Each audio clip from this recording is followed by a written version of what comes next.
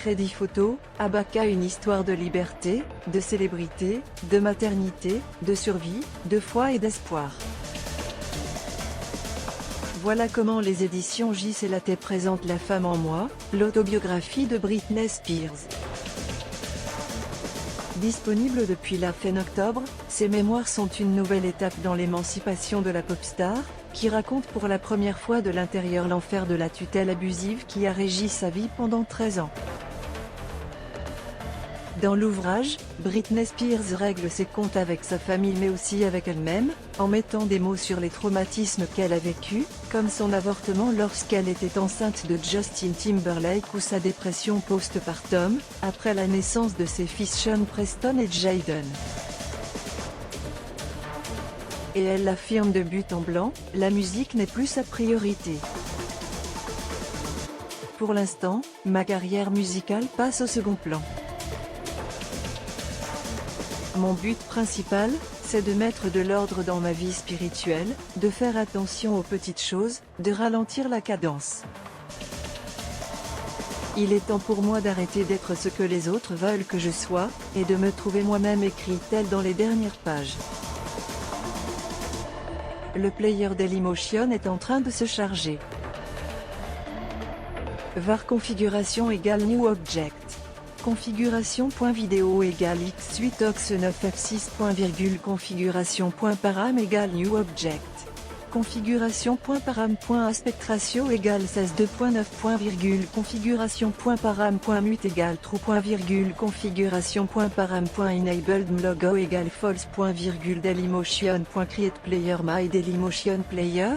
Configuration, je vous aime tous, touchant bien qu'un peu court, ce témoignage littéraire, pour lequel la chanteuse aurait touché une avance de 15 millions de dollars, a évidemment créé l'événement parmi la sphère culturelle.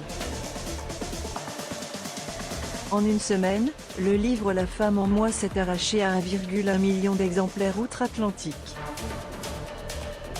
Les fêtes de Noël approchant, l'interprète de Mind Your Business a continué d'investir les foyers américains, si bien qu'elle franchit aujourd'hui le seuil symbolique des 2 millions de ventes aux États-Unis. Un score qui combine les formats reliés, livre audio et e-book de l'autobiographie. Mon livre s'est officiellement vendu à plus de 2 millions d'exemplaires aux États-Unis.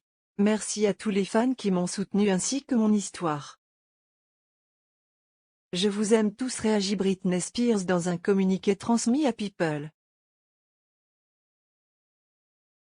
Coup de théâtre.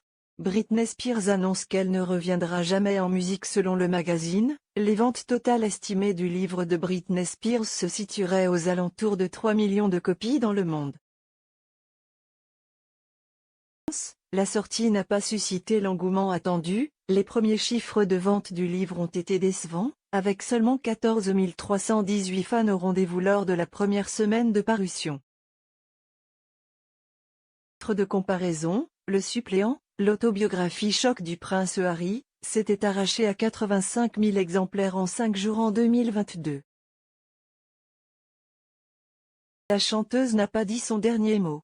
Sur son compte X, la superstar vient de teaser l'arrivée de quelque chose de nouveau concernant ses mémoires. L'édition est-elle dans les tuyaux? Durant l'automne, Britney Spears avait laissé entendre qu'elle allait se pencher sur l'écriture d'une suite à paraître en 2024. Suivre, donc.